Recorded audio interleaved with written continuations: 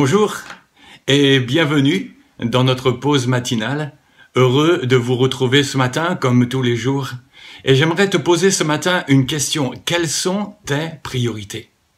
On voit dans la situation que l'on vit actuellement combien la vie est fragile. Et si jamais on te disait il te reste tant de temps à vivre, qu'est-ce que tu ferais? Certes, on passerait du temps avec ceux qu'on aime. On mettrait de l'ordre dans notre vie face à l'éternité, on se placerait devant Dieu et on utiliserait le temps que l'on a de la manière la plus utile qui soit. Vous savez, dans les jours sombres, un petit peu comme ma tasse ce matin, la parole de Dieu versée dans notre cœur nous guide dans nos priorités. Regardez. J'aimerais voir avec vous ce matin ce que nous dit la parole de Dieu. Et elle nous parle dans l'évangile de Matthieu, au chapitre 6 et au verset 33. Qu'est-ce qu'elle nous dit? Elle nous dit, cherchez premièrement le royaume de Dieu et sa justice, et toutes choses vous seront données par-dessus. Cherchez premièrement le royaume de Dieu et sa justice, et toutes choses vous seront données par-dessus. Dieu nous montre que les choses qui occupent la majeure partie de notre temps peuvent nous détourner des vraies priorités. Pour beaucoup, il s'agit d'avoir une bonne situation, de gagner de l'argent, d'être connu, de pourvoir à ses besoins, d'avoir des loisirs. Et on court du matin jusqu'au soir dans toutes sortes de choses. C'est ce que j'appelle aujourd'hui l'Égypte moderne. Alors vous allez me dire, oui, bien sûr, il faut bien vivre, il faut bien payer son loyer, il faut manger, il faut s'occuper, il faut avoir des loisirs. Non pas que ça soit pas utile, mais nous sommes interrogés sur les priorités. Qu'est-ce que je mets en avant? On voit aujourd'hui que tout peut s'écrouler en un rien de temps. Notre premier souci n'est pas alors le royaume de Dieu, mais la façon dont nous allons nous y prendre pour vivre. Or, Jésus nous dit de ne pas nous inquiéter pour notre vie. Il nous rappelle avec amour que notre Père céleste y veillera et que la part qui nous revient à chacun est de nous attacher à lui. De nous attacher à lui. Dieu nous dit que s'il est prioritaire, tout le reste va suivre. Il suffit juste de le croire. Vous savez, ce qui vient en premier, c'est ce qui est prioritaire. Prenez une ambulance, lorsque vous voyez le gyrophare, lorsque vous entendez la sirène, elle est prioritaire. Elle passe partout. Elle passe n'importe comment, mais elle est prioritaire. Si vous conduisez, vous avez une priorité à droite. Même si vous êtes pressé, eh bien, la personne qui arrive sur votre droite passe devant vous. Elle est prioritaire. Je voudrais juste voir 4 priorités qui commencent par un P, un petit peu comme les points cardinaux aussi, et qui vont nous guider tout au long de notre journée et de notre vie. Chercher le royaume de Dieu, c'est donner la priorité à notre relation avec Dieu. C'est essentiel. C'est l'essence ciel. C'est là, tout ce qui vient du ciel, l'essence même. Vous savez, souvent, le matin, on est là et puis on commence, on va se connecter sur les réseaux sociaux, on va allumer la radio ou la télé, on va regarder les choses. Dieu dit, cherche-moi d'abord en premier. Le premier P de priorité, c'est le P du Père, notre Père. Aimer Dieu en premier. Notre Père, il est notre référence, il est notre sécurité. Il est là, il est avec nous, il nous assure sa présence, il nous assure la consolation quand on est en difficulté. Il est notre Père céleste, il nous enseigne, il nous éduque, il est pour nous aussi notre modèle. D'ailleurs, Jésus nous a enseigné à le prier, à dire notre Père, à l'aimer. On ne fait pas d'effort quand on aime, parce que on considère l'autre plus important que nous. Quelqu'un qui aimait Dieu et qui aimait sa présence, c'était Moïse. Vous n'aurez qu'à lire dans Exode au chapitre 33, vous verrez comment Moïse parlait avec Dieu. Il parlait avec lui comme un ami. Il le rencontrait dans un endroit d'ailleurs qu'on appelle la tente de la rencontre. C'était là, il avait ce moment pour être avec lui. Dieu disait même, lui disait à lui, tu as trouvé grâce à mes yeux et je te connais par mon nom. Waouh! Et Moïse disait, fais-moi voir ta gloire. Aujourd'hui, Dieu nous attend et nous avons tous la possibilité de le rencontrer. Jésus a déchiré le voile qui nous empêchait cet accès et il nous donne aujourd'hui la possibilité d'aller à sa rencontre. Nous ne sommes pas limités. Et je voudrais t'encourager à ne pas passer à côté de la rencontre avec ton Dieu, avec ton Père aujourd'hui. Deuxièmement, priorité comme parole. Parole de Dieu. Pas d'erreur possible. Dieu me parle, Dieu nous parle, et il nous parle même à haute voix. C'est facile. Il te suffit juste de lire ta Bible à haute voix et tu vas entendre Dieu te parler.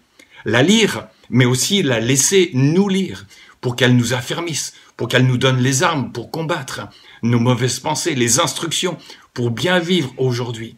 Regardez avec moi dans le psaume 119, versets 15 à 17. Il est dit « Je médite tes ordonnances ». Waouh, je médite. On est appelé aujourd'hui à méditer, à repasser, à réfléchir. Il dit « J'ai tes sentiers sous les yeux ». Qu'est-ce que tu mets sous tes yeux? Est-ce que tu mets la parole de Dieu? Aujourd'hui, il y a beaucoup de choses avec Netflix, avec toutes les propositions des fournisseurs Internet. J'ai même reçu aussi une pub et qui me donnait des chaînes gratuites pendant ce temps de confinement. Je les ai pas prises. C'est chronophage. Je veux dire, Seigneur, d'abord, moi, je veux passer du temps avec toi. Le psalmiste dit, je fais mes délices. Waouh, est-ce que tu te régales? Je fais mes délices de tes statuts. Je n'oublie pas ta parole. Ne pas oublier, mais se rappeler.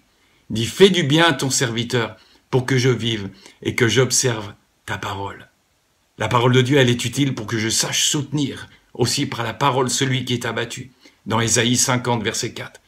Combien de voisins, de personnes, d'amis qui passent par le deuil, par la difficulté, que l'on peut aider et soutenir. Prenez l'habitude de lire la Bible. Si cette habitude ne devient pas une priorité de chaque jour, vous allez avoir des difficultés à être fidèle et persévérant. Lis-la à haute voix. Mes paroles, c'est la vie pour ceux qui les trouvent, c'est la santé pour tout leur corps, nous dit Proverbe au chapitre 4, verset 22. Troisième priorité, paix comme prière. Jérémie 33, verset 3, dit « Invoque-moi et je te répondrai. Je te montrerai des choses cachées que tu ne connais pas. » Vous savez, Dieu ne joue pas à cache-cache avec nous. Il veut juste que nous puissions parler, que nous puissions échanger. Et il veut nous montrer des choses cachées. Oh, certes, ça prend du temps des fois pour trouver quelque chose qui est caché. Mais on ne peut pas faire uniquement des prières texto. Il nous faut aussi être là avec lui. Quelqu'un a dit, la prière, c'est la respiration de l'âme. Vous savez, le Covid, il attaque la respiration, l'oxygénation. Et il y a un Covid spirituel. C'est ce que j'appelle le C pour carence, le O pour oubli, le V pour vol, le I pour indifférence ou insouciance, le D pour détournement de la prière. Tout ce qui amène la carence, l'oubli, le vol, l'insouciance, l'indifférence, le détournement de la prière. Tout ça, c'est ce qui veut nous couper de notre respiration. Je voudrais te dire ce matin, ne manque pas d'air spirituellement. Éphésiens 6, 18 dit « Faites en tout temps, par l'Esprit, toutes sortes de prières et de supplications. Veillez à cela avec une entière persévérance et priez pour tous les saints. » L'arme la plus efficace qu'a l'ennemi pour nous faire trébucher, c'est nous. C'est notre vieille nature charnelle, qui sans cesse a besoin d'être ramenée à la croix pour y être crucifiée. La prière est le moment où nous pouvons le faire de la manière la plus efficace. Lorsque nous sommes dans la présence de Dieu, nous nous voyons comme il nous voit. Il met en lumière ce qui ne va pas en nous, et puis il nous en débarrasse, il nous restaure dans la communion avec lui. Et c'est quelque chose de super. Si vous cessez de prier, vous vous privez d'une protection. Il est donc important d'examiner à nouveau quelles sont tes priorités, nos priorités. Quatrièmement, priorité comme prochain. Aime ton prochain comme toi-même. Ton voisin, ton collègue. Dans cette situation actuelle, on peut apporter de l'espérance, on peut apporter une parole de réconfort, une aide quelconque. Aujourd'hui, partout même dans la société, on se rend compte combien les autres sont importants. Les gens du corps médical, les éboueurs, les caissières, toutes les personnes qui sont invisibles d'habitude, là on se rend compte combien chacun est important. Aime ton prochain, jusqu'à ce qu'il te demande pourquoi. On ne peut pas rester insensible aux blessés, quels qu'ils soient. On ne peut pas être comme ce lévite ou ce sacrificateur qui passait, juste des gens religieux, sans s'occuper de notre prochain. Donne la priorité à ce qui est le plus important. Quand nous n'établissons pas d'échelle de nos priorités dans l'accomplissement de nos tâches, alors celles-ci s'organisent en fonction de l'urgence. Et quand l'urgence prime, on perd le contrôle de notre vie. Et au lieu d'utiliser notre temps à bon escient, on perd l'occasion de saisir les opportunités que Dieu nous donne. Mon ami, mon frère, ma sœur, donne-lui la première place dans chacune de tes actions. Et il te montrera le chemin qui te conduit dans sa paix. Vous vous rappelez ce que je vous disais tout à l'heure? Concentrez-vous sur l'essentiel, l'essence qui vient du ciel. C'est très important. Même les gens dans notre société s'en aperçoivent. Je lisais la semaine dernière une interview de Patrick Bruel dans son confinement, étant atteint du Covid-19.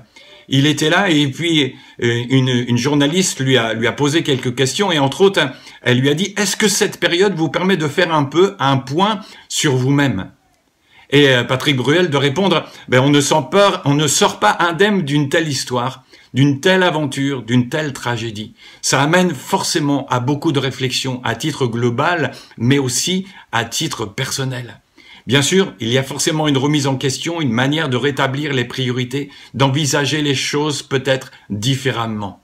En tout cas, on a envie de se retrouver avec soi-même et de se retrouver avec une vie quotidienne dénuée de scories, si j'ose dire. Il dit, là, on est vraiment dans l'essentiel. On ne fait que l'essentiel. On ne pense qu'à l'essentiel. Et on va à l'essentiel. Et on constate évidemment le nombre de futilités qui nous entourent. C'est peut-être la leçon à tirer de tout ce qui se passe. C'est le regard qu'on peut porter sur les autres, sur sa liberté. Waouh, je trouve que c'est quelque chose de fort. Vous pourrez regarder la pause de notre ami David Gay la semaine dernière, où il parle au jour du malheur réfléchi dans Ecclésiaste. Je vous invite à réécouter aussi tout ça. Comment vas-tu gérer tes priorités cette semaine? Tu sais, tes habitudes de tous les jours formeront ton avenir irrémédiablement. Alors, je voudrais te le dire encore, cherche premièrement les choses de Dieu, le royaume de Dieu et sa justice. Et tout le reste, il va s'en occuper. T'inquiète pas, il sait gérer, il le fait très bien. Alors je te souhaite une bonne journée, que Dieu te bénisse et te conduise dans toute cette journée et qu'il te garde. À très bientôt.